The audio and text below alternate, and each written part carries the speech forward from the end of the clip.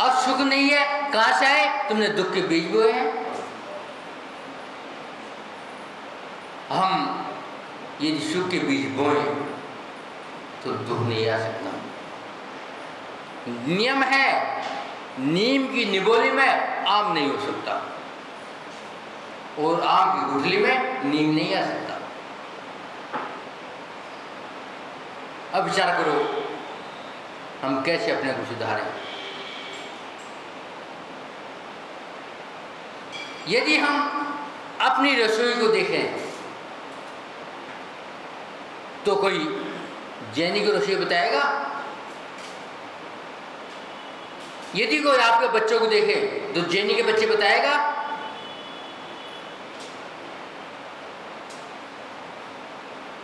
और हम कहते हैं जैन है, मंदिर जाते हैं। लेकिन गवर्नमेंट के बायोडाटा बताते हैं जैनियों में 60% से ज्यादा तलाक हो रहे हैं।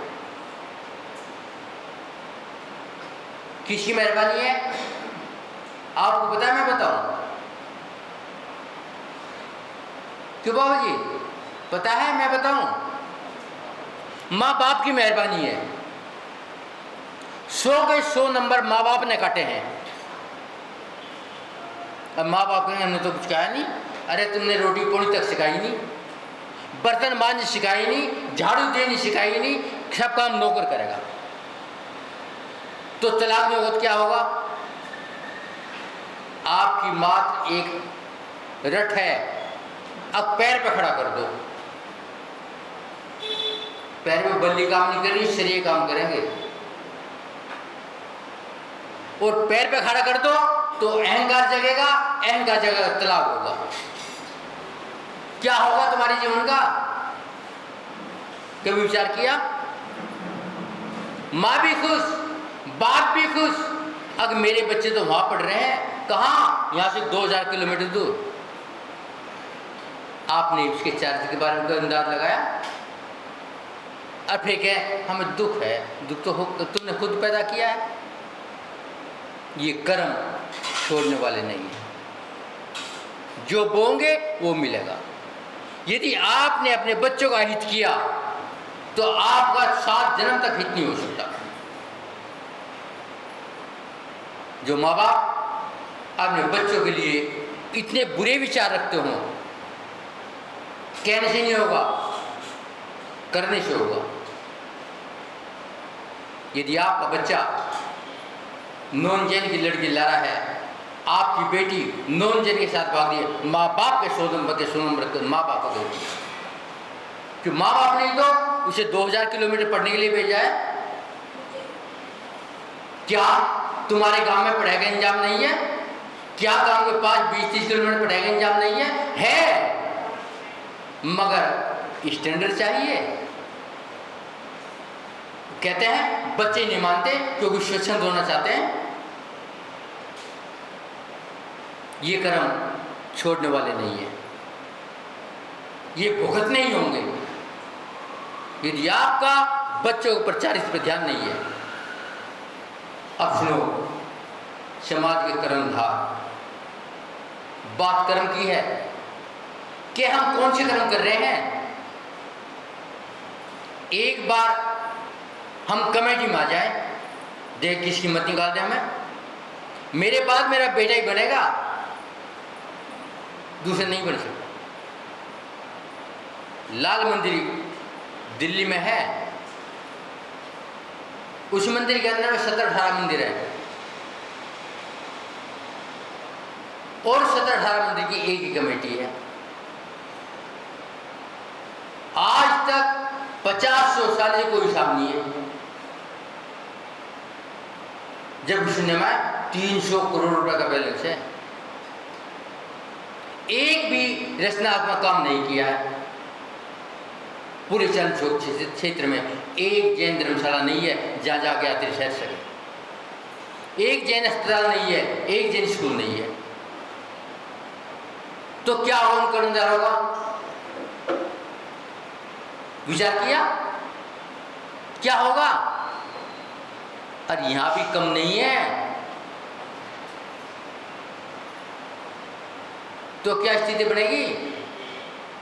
आप अपने मुजफ्फरनगर में देख लो, कितने जैन स्कूल चल रहे हैं और कितने जैन बच्चे पढ़ रहे हैं। पढ़ नहीं रहे थे, क्यों नहीं पढ़ रहे हैं? क्योंकि स्टैंडर्ड नहीं है। स्टैंडर्ड बनाया कौन? जब कमेटी तुम्हारी है, कौन बनाएगा? सरकार बनाएगी, कमेटी तो तुम्हारी है। जितने तुम्हारे होलदार हैं, कितने जैन मरी जा रहे हैं, क्यों नहीं आ रहे? कभी चिंतन किया? ये सारे भुगतान देना पड़ेगा और आपकी पीढ़ी को देना पड़ेगा, और खाली तुम्हें नहीं, तुम्हारी संतान को भी देना पड़ेगा, क्योंकि उन्होंने भी हराम का खाया है। मैं बाद में माफी मांगूंगा, अब तो खूब बोल दूंगा। विचार करा अपने आप में, अब ये कहां से आ रहा है माल? जबकि आचार्य कहते हैं, यदि निर्माल्य द्रव्य का एक चावल का दाना गलती से पैर में लग के घर चला गया तो तेरे 7 जन्म बिगड़ेंगे। और जो खुलम खुला आ रहा है उसका क्या होगा? ये कर्म की बात है, लेकिन मैं कर्म को देखना नहीं चाहता। मैं चाहता हूँ बस फर्स्ट क्लास हलवा भी आ गया, पूरी आ गई, खील आ गई, पापड़ आ गई, लेपू नहीं जाने क्या क्या माल आ रहा, कहाँ का आ रहा, सब निर्माण द्रव्य आ रहा है। क्या होगा? कभी विचार किया? नहीं किया, तो भुगतना तो होगा। जबकि आचार्य कहते हैं, जिस दिन तेरा जन्म हुआ था उस दिन से कर्म परमाणु तेरे पीछे लगे हैं, चारों तरफ लगे हैं, और जिसे भी तेरी क्रिया मन से, वचन से, काय से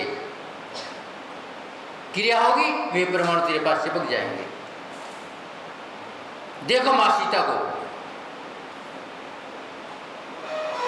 एक बार अवहेलना किया था संतों की,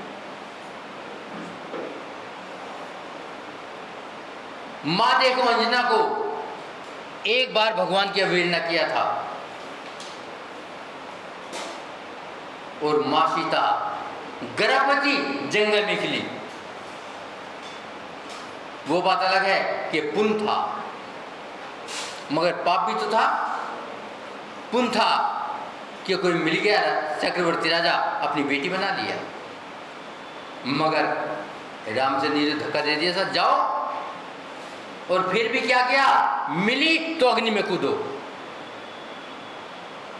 क्या कहेंगे इसे? क्या कहेंगे? लेकिन मैंने आज तक समझने का प्रयास नहीं किया। वो तो पुण्यशाली थी, 33 दिन की लेखना ली थी, 33 दिन का उपवास किया था, उसने स्त्री प्रिया काट ली थी,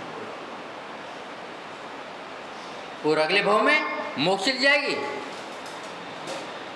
मगर मैं अपना कर्म देख लूं, मेरे क्या कर्म है? क्या मैं उस रास्ते पर चलाऊं? क्या मैंने अपनी गलती मानी है? नहीं मानी। तो आचार्य कहते हैं, फिक्र मत करो, वहीं जाओगे जहां से आए थे। आचार्य कहते हैं, जैनियों के कुल परंपरा 4 गुण हैं और 6 आवश्यक हैं। तुम्हारे लिए बता रहा, मैं अपने नहीं बता रहा। 4 कुल परंपरा है: रात्रि भोजन त्याग, पानी छान के प्रयोग, अभक्ष का त्याग, और भगवान के चरणों में। विचार करो, जितने बैठे आधे भी अभिषेक नहीं देखती महिला। मैं कल भी देखा, 5-6 थी कल, 5-6 आज थी। क्या होगा? अगले बजाय अब घर की रोटी पड़े, अगली बार पड़ोसी को ना।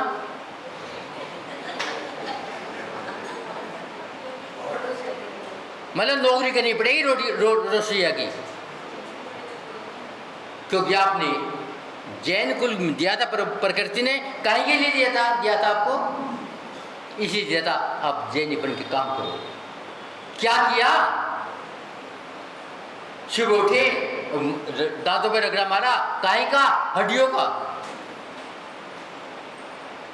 और क्या किया? बैड टी कहते हैं, बैड टी कहते हैं ना। बैड किसे कहते हैं? गंदे को कहते हैं, किसे अच्छे को कहते हैं?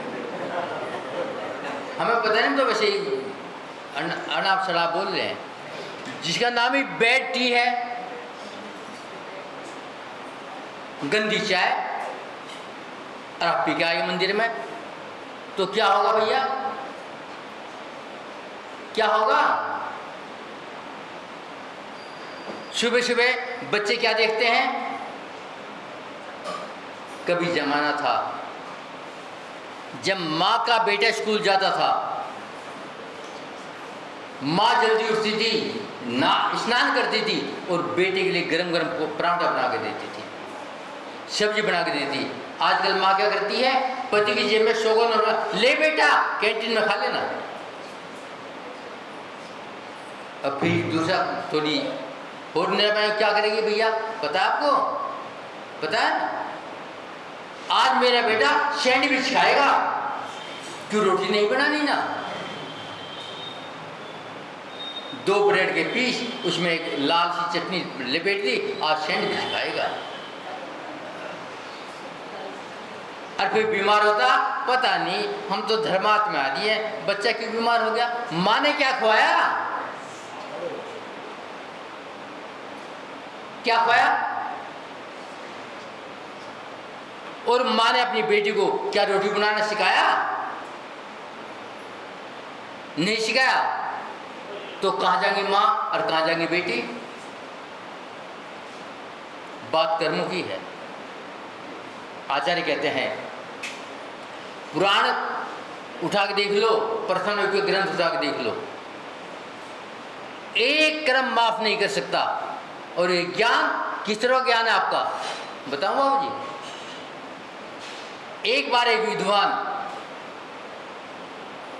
बड़ा ज्ञानी, सारे शास्त्र पढ़ रखे, मगर बीमार हो गया। बीमार किसी को छोड़ेगी नहीं, ये बात कर्मों की है। और बीमार वैद्य जी के पास गए। वैद्य जी ने नब्ज देखी और कहा, भैया आपको तो बुखार है, पेट में दर्द है, औषधि लेनी पड़ेगी। विद्वान है, ज्ञान है, हाँ महाराज बताओ। अब कंठकारी क्लोथ ले लेना। जानते हो? हाँ जानता हूं। क्यों जानते हो? विद्वान है ना। कंठकारी और ले लो हमारा। कैसे लेगा? बता दो। उबाल लियो, पहले उसे पीस लियो, उबाल लियो और छान के ले लियो, कंबल ओढ़ से जाओ। ठीक हो गया नुस्खा? घर गया, ये कंठकर ग्रोथ होता क्या है? विद्वान है, बूझ नहीं सकता, डिक्शनरी उठाता है, कहाँ है? पूरी मार उल्ट पड़ी, नहीं मिला। विद्वान है ना, संधि को लो, संधि विच्छेद कर लो। कंठ, कारी, कलात, 3 से बांट ली ना। कंठ किसे कहते हैं? कांटे को।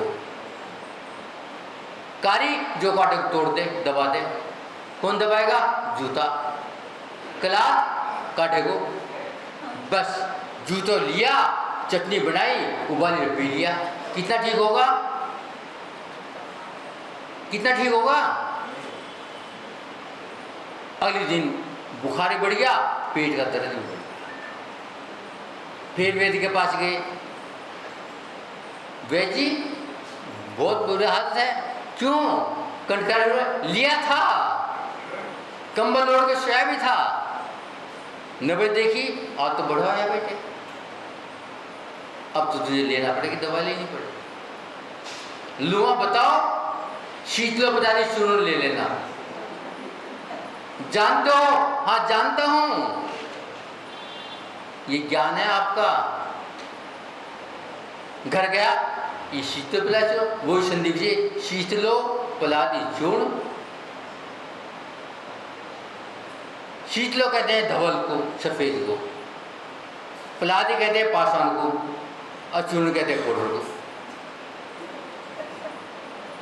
सफेद टुकड़ा पत्थर का लिया, पीसा, पाउडर बना, फुंकी मार गया। कितना ठीक होगा?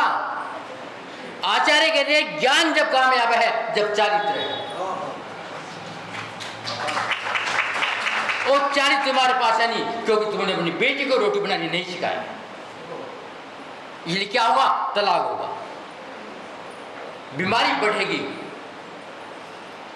ये कर्म सिद्धांत बताता हूं, मेरी भाषा गलत है वो बात अलग है। क्या होगा? अब से 50 साल बाद में पूरी धरा पर एक जन ही दिखाई नहीं देगा जो तुम्हारी नीति है।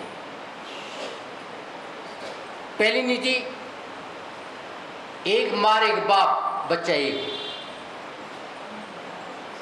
अरे बच्चा, लड़की नॉन जैन की, लड़का नॉन जैन का, क्या होगा?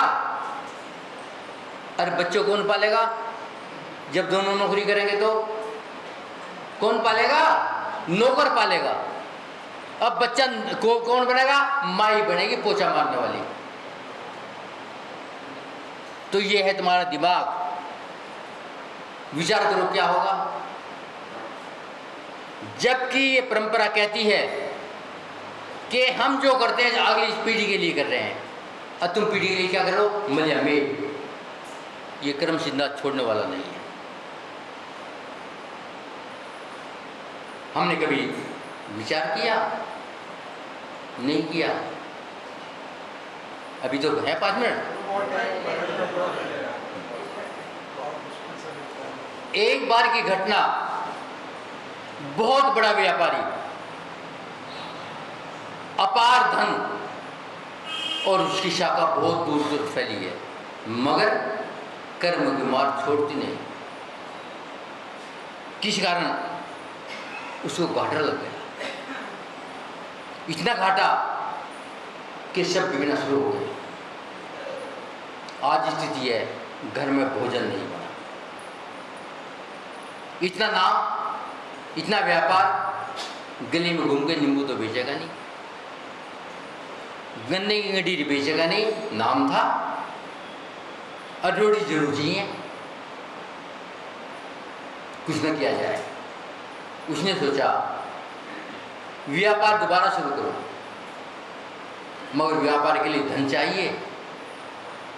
और धन के लिए चलो किसी दूसरे व्यापारी से सहायता लेता, और वे धन की सहायता की दृष्टि से एक दूसरे व्यापारी के पास पहुंच गया। सुबह सुबह का समय व्यापारी ने जब अपनी गद्दी खोली थी, बैठा और आने वाले से पूछा, भाई साहब कौन हो, कहाँ से आए हो, क्यों आए हो, कारण तो बताओ। वो आने वाला बताता है, मैं अमुक फर्म का मालिक, और मुझे अपार घाटा पड़ा है, अब रोटी का जुगाड़ नहीं है, वो सहायता के लिए आया। वो व्यापारी कहते हैं, वो फर्म तो बहुत ऊंची फर्म है, मैं तो उसका कुछ भी नहीं हूँ, आप आओ बैठो, और अपनी गद्दी पर जंगा दे दिया। मुनीम जी, शेठ जी को नाश्ता कराओ। नाश्ते होने के बाद में जिसके यहाँ वो बोलता है, सेठ जी आज्ञा करो, मैं क्या सेवा कर सकता हूँ? मुनीम जी, हाँ बता क्या काम है? ना, आज्ञा करो। अक्षित जी, मैं व्यापार दोबारा करना चाहता हूँ, और व्यापार के लिए 1 लाख स्वर्ण मुद्रा चाहिए। ठीक है शेठ जी। मुनीम जी, नई थैली बनाओ और 1 लाख स्वर्ण मुद्रा उसमें पैक करवा दो, और शेठ जी की बुग्गी में रख दो। शेठ जी ने बुग्गी नहीं पैदल आया हूँ, बुग्गी बिकी। शेठ कहता, एक बुग्गी तैयार करवाओ, और शेठ जी को उस बुग्गी में 1 लाख स्वर्ण मुद्रा रख करके विदा करो। फिर शेठ जी कहते हैं,